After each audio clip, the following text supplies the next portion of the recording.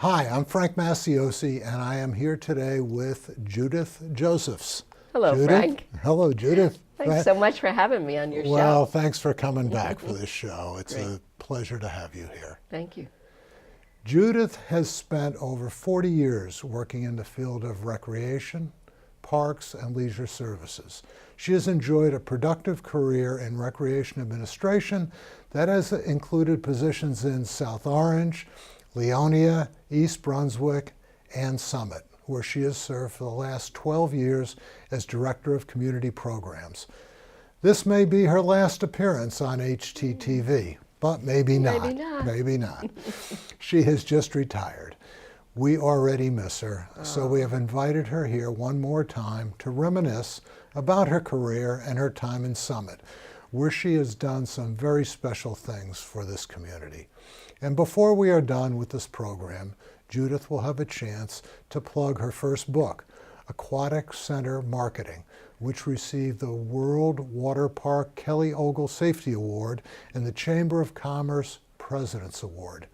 Judith, it's great to have you back. Thank you, Frank. It sounds like with that litany of where I've worked that I can't keep a job. I know, what's the problem? Well, 40 years is a long time in government. It's really equal to about 60 or 80, you know. It probably is, probably is. So, speaking of that, you've worked in 4 different municipalities in New Jersey, South Orange, East Brunswick, Leonia, and now Summit. Yeah. How has Summit been different? You know, that's a great question, Frank. And when people ask me that, I say to them, well, in the other communities, they're all great communities. I've been really fortunate to be in really great communities. But the difference between Summit and some of those other communities, Summit doesn't only want to improve Summit, Summit wants to improve the world. Right? Isn't that, I think that's the perfect, you know, so it's not just about local. And certainly there's a great enthusiasm for local issues, but they really want to improve the whole world. And that's what makes Summit so different. And, you know, I always coin the phrase that Summit's a little city with a big heart. Yeah. And I agree. Yeah. Yeah. Well, you've done a magnificent job in these 12 years. We have so much to look back on and say thank you, Judith, for all that you've done. Let's talk about some, I'm very of proud the of ones. my I know time you here. are proud, and you proud. should be. Tell us, let's talk about some of the, I can rattle them off, but what's the first one that comes to mind when you think of some of your favorites? You know, I think I had the rare opportunity to rebuild a program. And Summit always had a fine tradition of parks and recreation management, but they had come upon a time, almost like a perfect storm, when the Summit Recreation Commission, or the Board of Rec, as a lot of the locals called it, had kind of fallen and lost their way a little bit, and politically there was a decision to eliminate the Board of Rec, or a Rec Commission, and create a department. And that department's responsibilities were expanded to be more like the Department of Community Programs, to include things like seniors and youth and health and social services.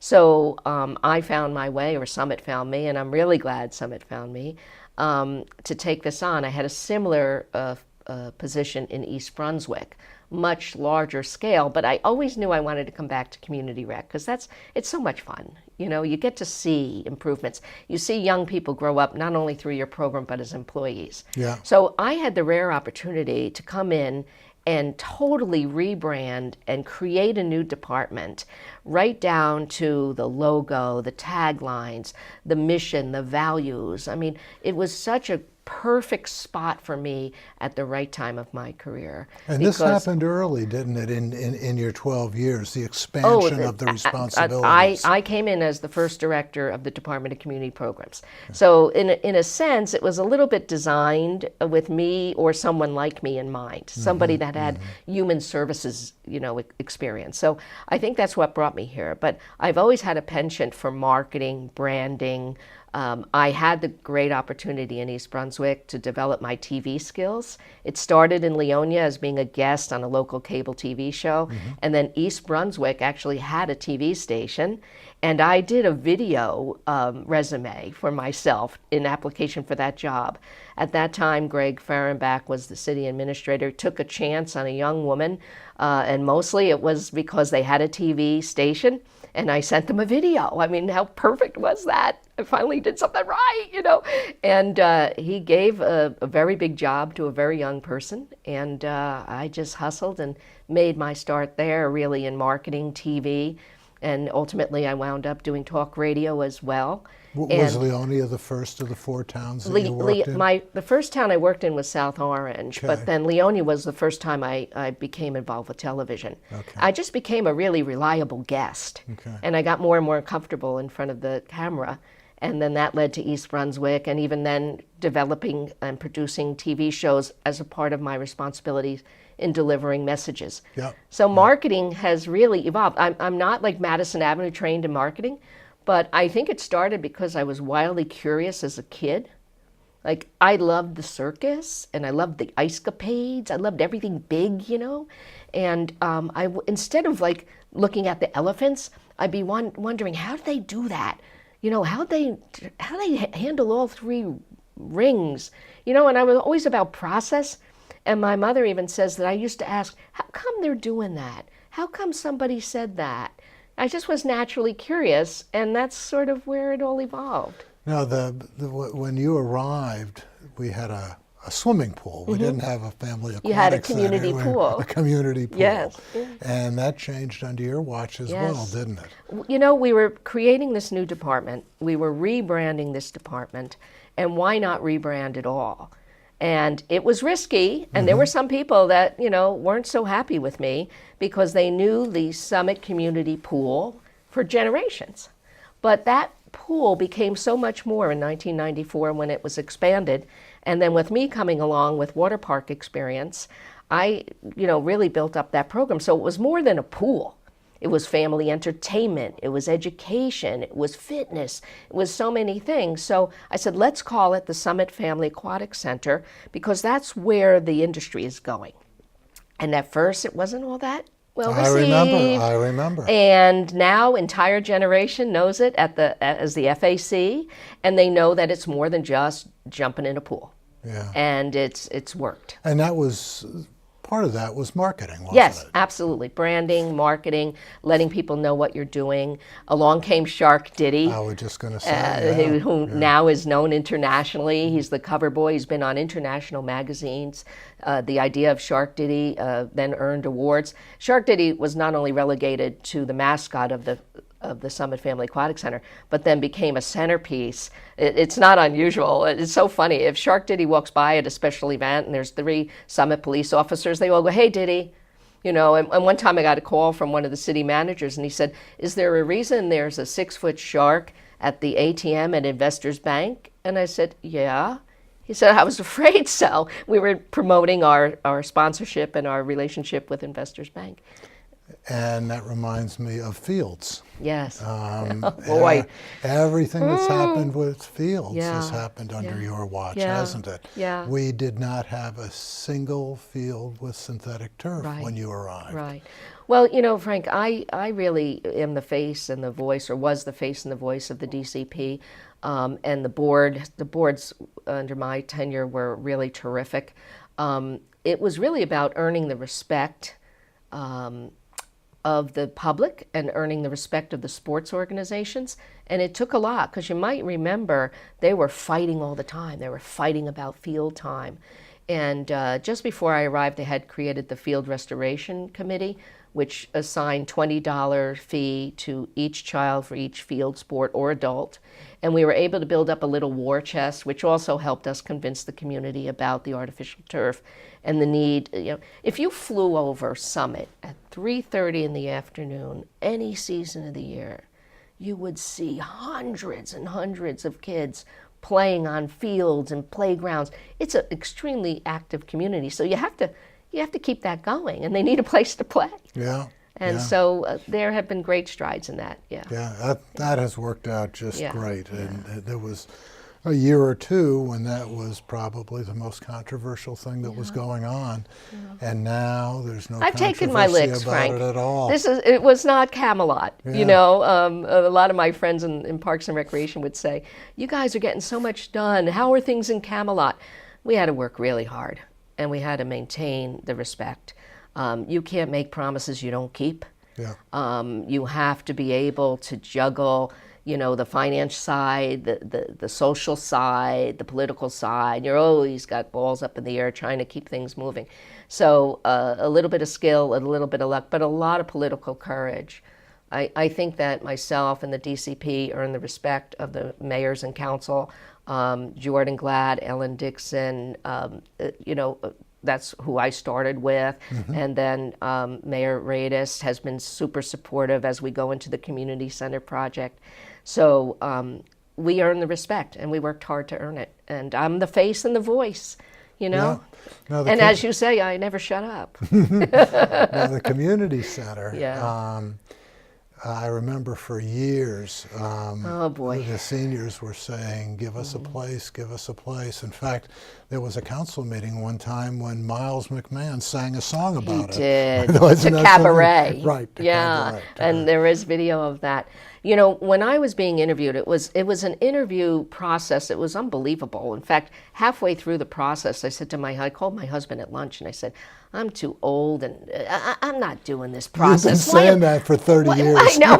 Why am I going to be fighting? There were 12 of us, interviewing by groups, and we had to perform. We had to write a speech as if we were giving a press conference. And it was very, very involved. And I was like, do I really want to go back in government? And my husband said, you've never stopped. You always finish what you started, at least finish the process. So I started pointing out how great all the other candidates were and how incredible their ideas were. And it backfired, darn it. They thought I was very inclusive and cooperative. And next thing you know, I get a call, and my husband said, like The Godfather, they made me an offer I could not refuse. And prior to that, I was doing a lot of traveling, working with a private water park developer, and my husband wanted me home. Yeah. And it worked out beautifully. That's good. It worked out beautifully. After I came to Summit, I was never home at night again, but it worked out beautifully for me, and I hope for Summit. I hope Summit remembers, that they were paramount in my work. Yeah. The community center. Yeah. Now, that was Huge. maybe the biggest single undertaking in the 12 years. It's got to be, right? Absolutely. It took 12 years. I mentioned that interview process. Well, when I had to write my paper for that interview process, and it went on for 3 or 4 sessions, they asked me, the seniors are unhappy, they want their own center.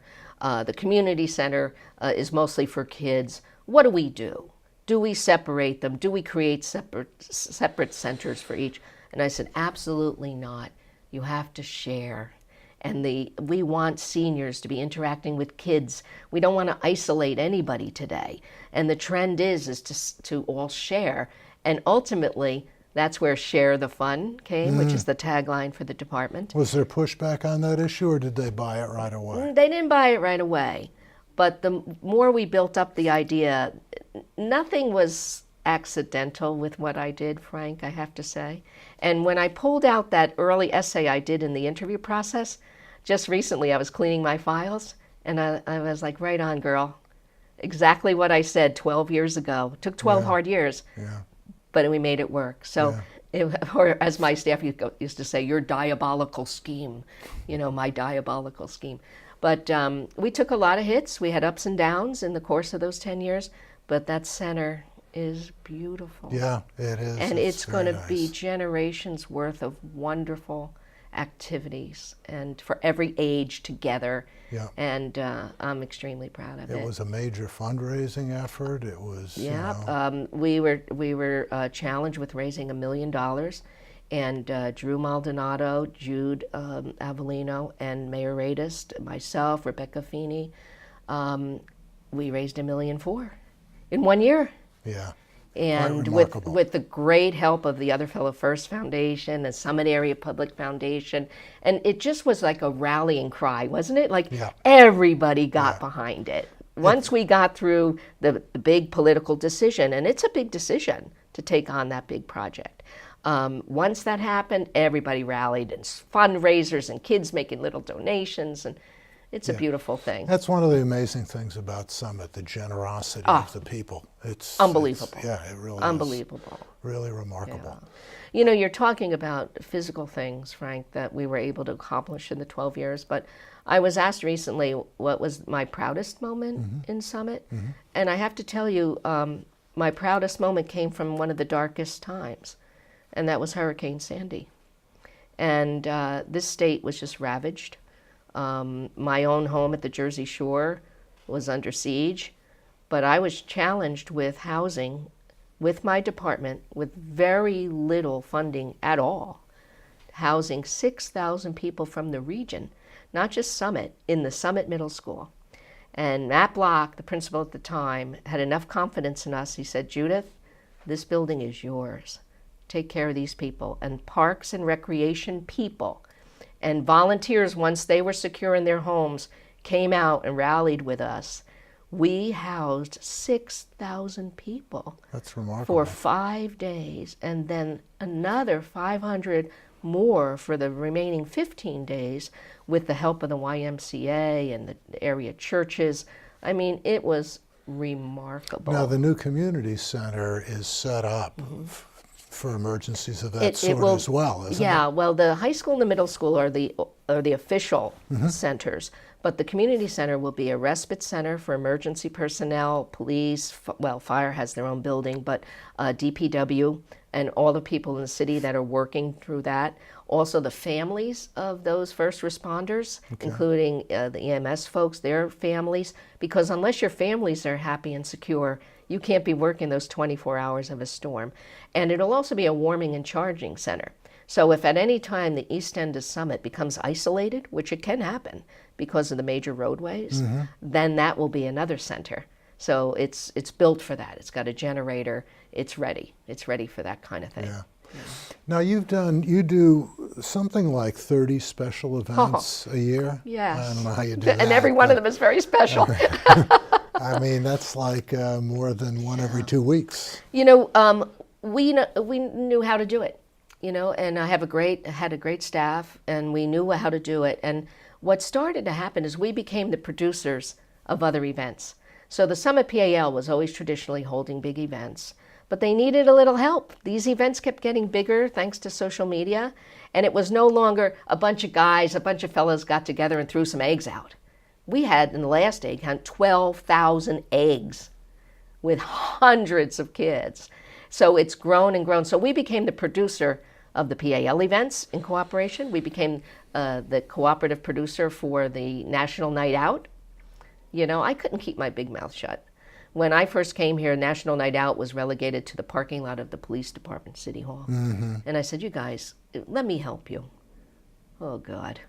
It got bigger and bigger. And then next thing you know, we're landing helicopters. We have boats out there. We have become the largest National Night Out in this region. Really?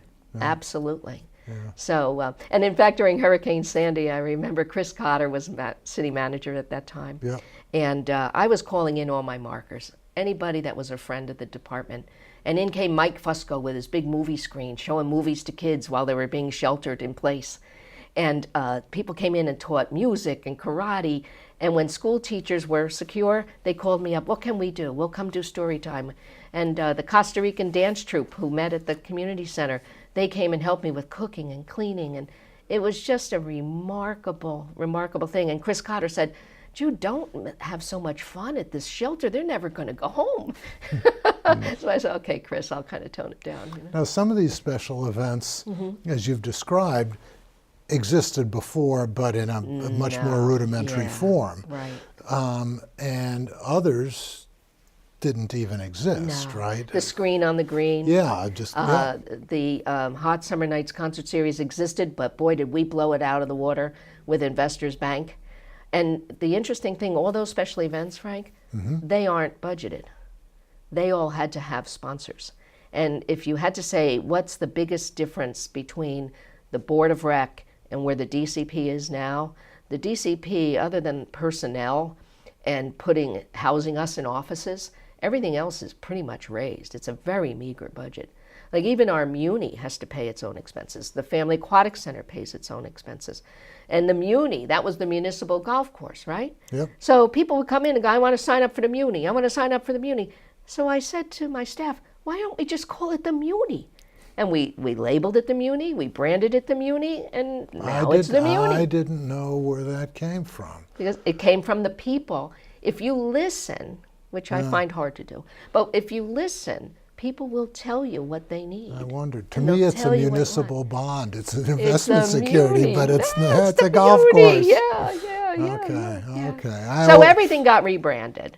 Yep. And I do know it was unsettling to a lot of folks. I mean, people still call, there are seniors that call it the Board of Rec still, because they grew up with it. And the Edison Center, right? And the Edison, the Edison Center too. Yeah. But, for someone like me, your creative juices are flowing, and the fact that Summit let me swing for the fences on everything, and they didn't all pay off. We've had a few clunkers, but the fact that they not only allowed me to do it, but they encouraged us to do it. And, such creative people in the department. And now Mark Ozorowski, who was the assistant director for 18 years, is now the director. And I just can't wait to see what he's going to be able to do. Yeah. He's going to do great things with his staff. What do you think the future looks like for the Department of Community Programs? It's all about the community center right now, I think. Okay. Trying to figure out just how to run the community center. Everyone's going to want a little piece of it, and everybody should have some piece of it, but I think developing policies and procedures on how to use the community center best. This is a city that needs a lot of meeting space. And we have a meeting about everything around here. What to have for lunch is a big meeting. There's a referendum on what to have for lunch. So I think most of Mark's attention is going to be about, the Family Aquatic Center is solid. Yep. The Muni is now solid. Yep. So this is going to be the big thing for him. And the other things I see is like the future redevelopment of the rest of Tatlock Park.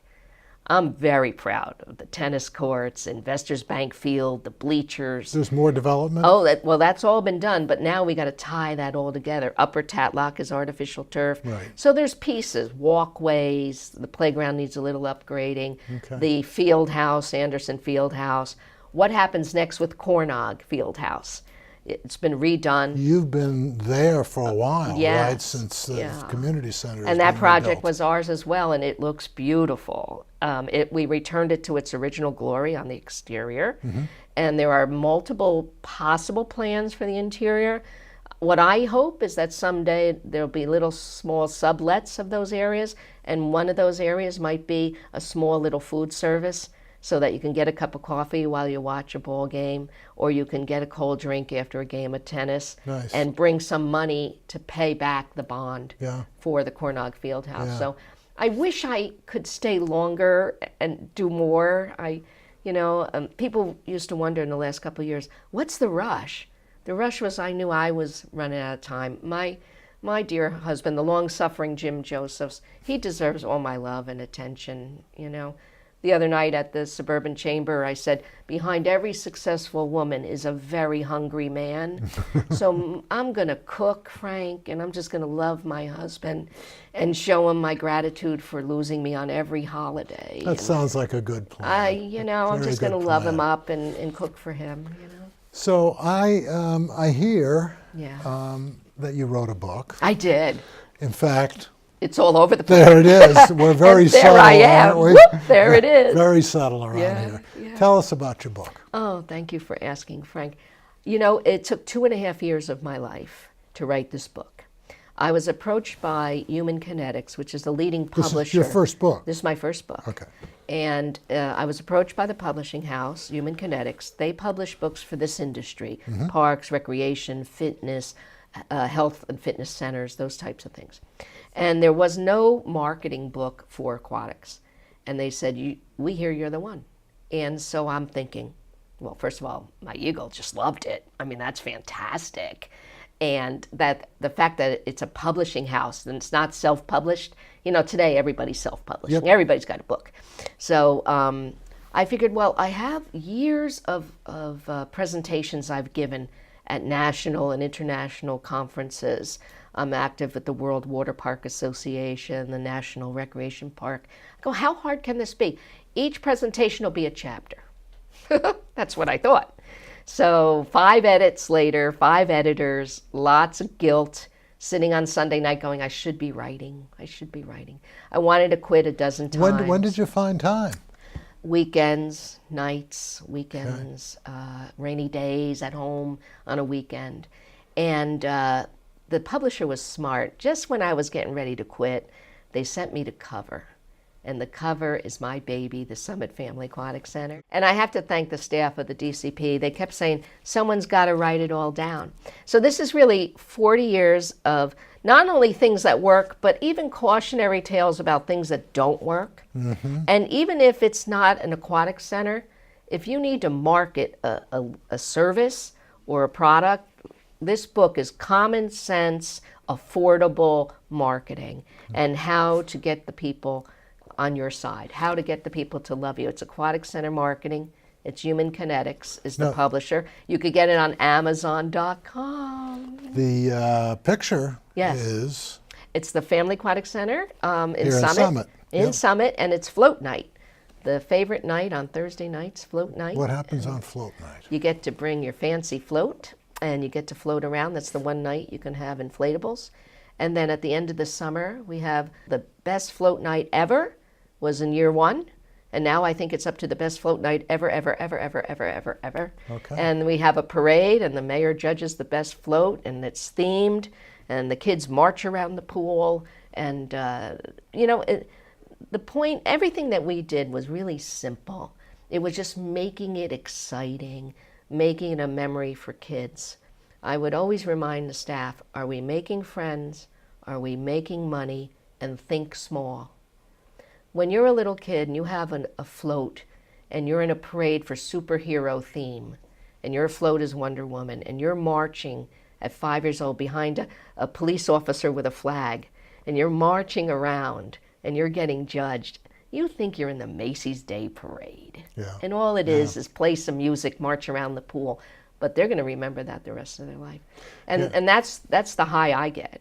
When I'm on the stage and I'm saying, show me some Summit love, and everybody's screaming, and we've gone up to thousands of people in the Village Green.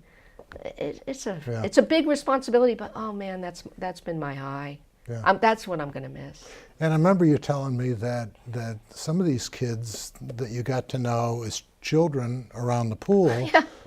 Now one's a councilman. Yeah. One of my lifeguards is a councilman. I mean, it's amazing. And they've all grown up to be very responsible citizens. And watching that happen is a beautiful thing. The one other thing, Frank, and I can't finish without talking about TriCan for special needs kids. Yes. When I came, there was nothing. In our last minute. Nothing for kids with special needs. There are now dozens of programs, hundreds of teens that have been trained to volunteer with special needs kids. And what I always say is they become better world citizens. So TriCan for special needs, it's now up to 12 communities. So Summit, as always, is the cog in the wheel, making these things available in 12 communities. Did it even exist before you got here? But thanks to parents that really wanted things for their kids, they worked with us, and now it's a model and it's an award winner. Very, very good program. It's a perfect example of shared services. Judith, thank you for coming back. Maybe we'll get you back again. Oh, thank you, Frank.